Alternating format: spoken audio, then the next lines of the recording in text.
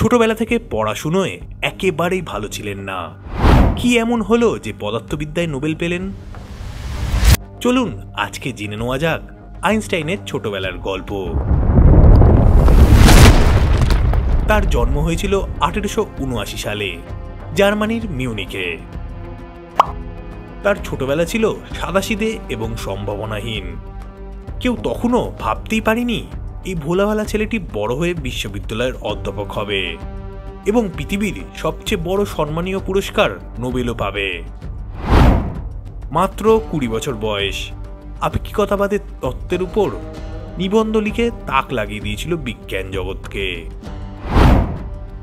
ছোটবেলা থেকেই নিজের মধ্যে মগ্ন থাকতেন তিনি। খুব একটা বেশি কারোর সাথে কথা বলতেন না। তবে এ ব্যাপারে অবশ্য অন্য একটি ঘটনা আছে।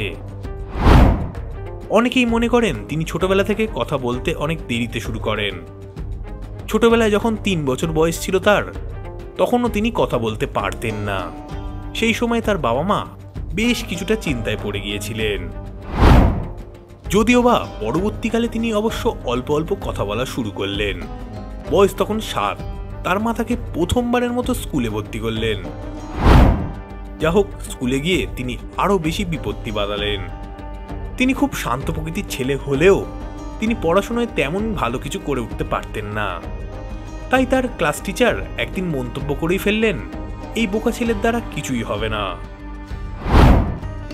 তার বন্ধুবান্ধব এবং সমস্ত শিক্ষকদের কাছে তিনি মজার পাত্র হয়ে উঠলেন।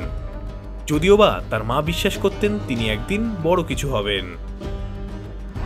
তার মায়ের কথা মতো তিনি অধ্যাপক হলেন এবং তার সঙ্গে একজন নামকরা বিজ্ঞানী হয়ে উঠলেন। যখন সবাই তার উপর উপহাস করছিল, সেই সময় কেবলমাত্র তার মাই তার পাশে দাঁড়িয়েছিল। আসলে মায়েরা তো এরকমই হয়, তাই না?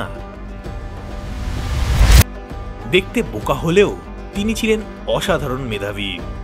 ছোটবেলা থেকেই তার সকল বিষয় ছিল জানার অসীম কৌতূহল।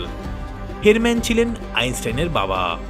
তিনি ছেলের কৌতূহলী মনোভাব দেখে তাকে একটি কম্পাস উপহার দিয়েছিলেন, আর আইনস্টাইন সেটি পেয়ে সারাদিন সেটি নিয়েই পড়ে থাকতেন। তার এই জানার কৌতূহলই তাকে পরবর্তীকালে বিজ্ঞানী করে তুলেছিল। ছোটবেলায় তার মনের ধারণা হয়েছিল তিনি আলোর রথে চড়বেন এবং আলোকে নিয়ে পড়াশোনাও শুরু করে দিয়েছিলেন। এর ফল হিসাবেই তিনি E=mc² এই ফর্মুলাটি আবিষ্কার করেন, যা আপেক্ষিকতাবাদের তত্ত্ব নামে আমাদের কাছে পরিচিত। যা হোক, এখানেও একটা মজার ঘটনা আছে। নিজের পছন্দ না থাকলেও মায়ের কথা মতো প্রত্যেকদিন স্কুলে আসতেন। স্কুলে এসে সবার পিছনের বেঞ্চে বসে নিজের মনেই জানলার দিকে তাকিয়ে নানান ভাবনা চিন্তা করতেন। এমনকি একদিন তার ক্লাস টিচার তার এই অমনোযোগী স্বভাব দেখে তার দিকে প্রশ্নের বাণ ছুড়ে দেয়। যথারীতি তিনি অমনোযোগী হওয়ার কারণে তার একটার প্রশ্নেরও উত্তর দিতে পারলেন না।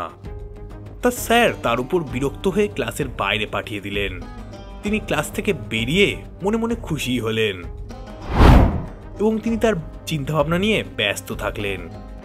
এইভাবেই তিনি বেড়ে উঠছিলেন। আস্তে আস্তে অধ্যাপকও হলেন এবং নোবেল জয় করে তার শিক্ষকদের ভুলও প্রমাণ করেছিলেন। এইভাবে একজন সাদামাটা বোকা ছেলে অসাধারণ বিজ্ঞানী হয়ে উঠলেন। আর তোমাদের ভিডিওটা ভালো লাগলে একটা লাইক করে দিও, শেয়ার করে দিও। আমি আবারও ফিরে আসবো এরকমই কোনো ভিডিও নিয়ে। ততক্ষণের জন্য সঙ্গে থেকো।